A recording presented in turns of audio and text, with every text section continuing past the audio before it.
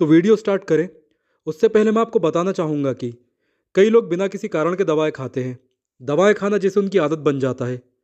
देखिए, हम सभी को हमेशा कहीं ना कहीं दर्द रहता है। सभी की बॉडी में छोटी बड़ी समस्याएं हमेशा बनी रहती हैं।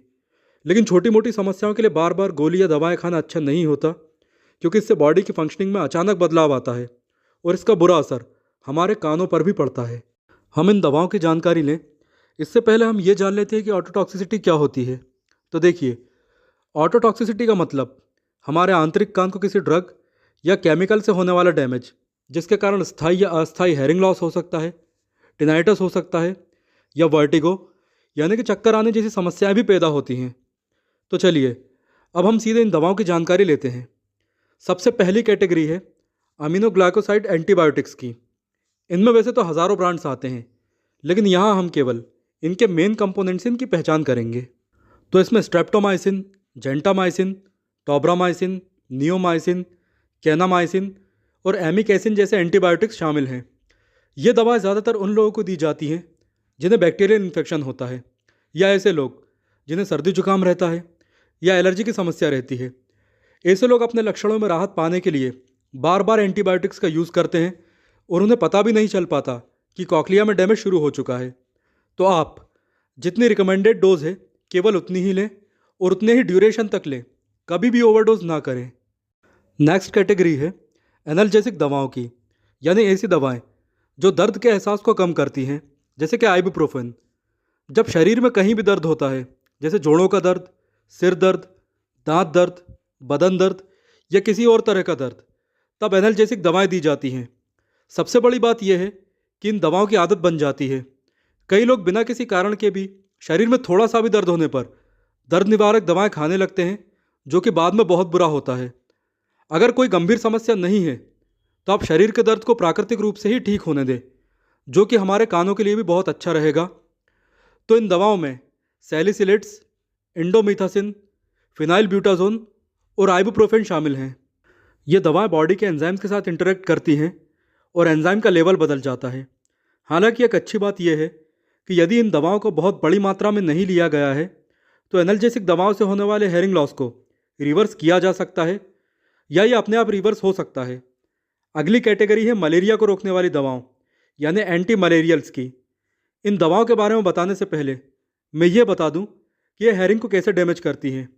तो देखिए, ये दवाएं कॉक्लिया तक पहुंचने वाली ब्लड वेसल्स को, यानी कि नसों को दबा देती हैं या संकुचित कर देती हैं, जिससे कॉक्लिया तक ब्लड पहुंचना कम हो जाता है और हेयर सेल्स डैमेज हो जाते हैं। हालांकि इन्हें भी यदि बहुत अधिक डोज में नहीं लिया गया तो इन दवाओं के प्रभाव को भी रिवर्स किया जा सकता है। एंटी मलेरियल दवाओं में क्विनिन, क्लोरोक्विन और हाइड्रोक्सीक्लोरोक्विन जैसी दवाएं शामिल हैं। अब नेक्स्ट कैटेगरी है साइटोटॉक्सिक दवाओं की, यानी कि ऐसी दवाएं जो शरीर की कोशिकाओं का डैमेज करती हैं। इनमें नाइट्रोजन मस्टर्ड, सिस्प्लेटिन और कार्बोप्लेटिन जैसी दवाएं शामिल हैं। पहले हम इनकी छोटी सी जानकारी लेते हैं। तो देखिए, नाइट्रोजन मस्टर्ड और सिस्प्लेटिन जैसी दवाएं कैंसर के रोगियों को दी जाती हैं और इनकी खास बात यह होती है कि ये नॉर्मल यानी स्वस्थ कोशिकाओं और कैंसर वाली कोशिकाओं में अंतर नहीं कर पाती, इसलिए इनके साइड इफ़ेक्ट्स काफ़ी अधिक देखने को मिलते हैं। और क्योंकि इनका उपयोग कैंसर के रोगियों में किया जाता है, इसलिए सामान्य लोगों को इनसे डरने की ज़रूरत नहीं है।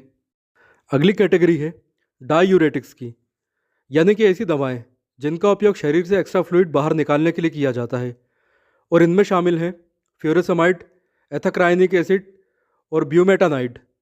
और इन दवाओं से हमारी कॉक्लियर डक्ट में ऑडेमा हो जाता है, यानी कि उनमें सूजन आ जाती है और हेयरिंग लॉस भी कभी कभी हो जाता है।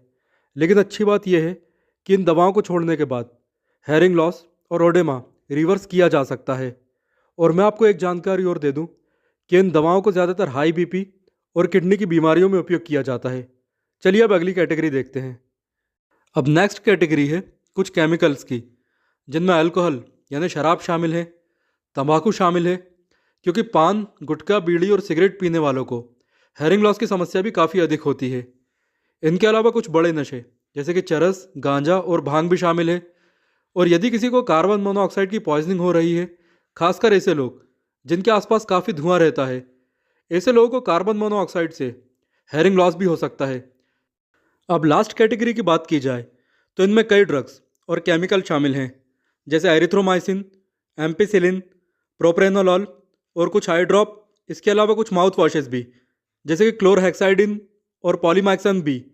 इनमें से क्लोरहेक्साइडिन का उपयोग ज़्यादातर बैक्टीरिया और वायरस को ख़त्म करने के लिए माउथ वॉशेस में किया जाता है, और पॉलीमैक्सन बी का यूज़ आंखों में बैक्टीरियल इन्फेक्शन को ख़त्म करने के लिए किया जाता है। इनके बारे में मैं आपको किसी और वीडियो में डिटेल में जानकारी दूंगा। दोस्तों, ये जानकारी आपको कैसे लगी या आपका कोई सवाल है तो आप कमेंट ज़रूर करें। और यदि आप मुझे इंस्टाग्राम पर फॉलो करना चाहते हैं तो इंस्टाग्राम आईडी इस वीडियो के डिस्क्रिप्शन बॉक्स में है।